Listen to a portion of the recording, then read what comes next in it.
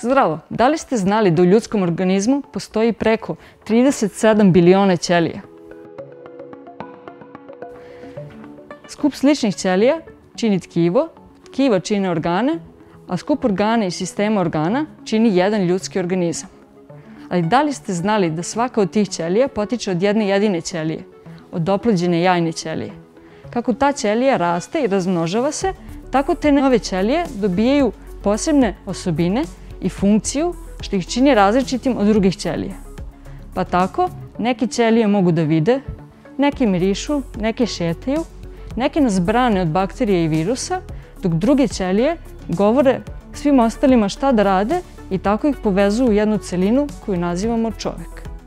Da bismo vam slikovito objasnili kako to ćelije koje su u početku iste na kraju dobijaju različitu funkciju u organizmu, poslužit ćemo se jednostavnim primjerom iz svakodnevnog života.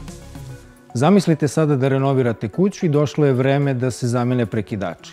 Odete u prodavnicu, kupite gomilu prekidača koji su iz fabrike izašli isti, ali kada dođe vreme za njihovu ugradnju, onda oni dobijaju različitu funkciju. Tako će neki od njih dobiti funkciju da pali svetlo u dnevnoj sobi, neki će paliti svetlo u kupatilu, neki bojler, neki grejanje, a neki će da završi u podrumu pa će se retko koristiti. I tako smo od prekidača koji su na početku bili isti, došli do prekidača od kojih svako ima posebnu funkciju i nijedan drugi prekidač ne može da obavlja to što on radi.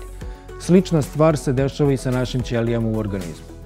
U svakoj našoj ćeliji, koju ne možemo da vidimo bez mikroskopa, smotano je 2 metra DNK molekula.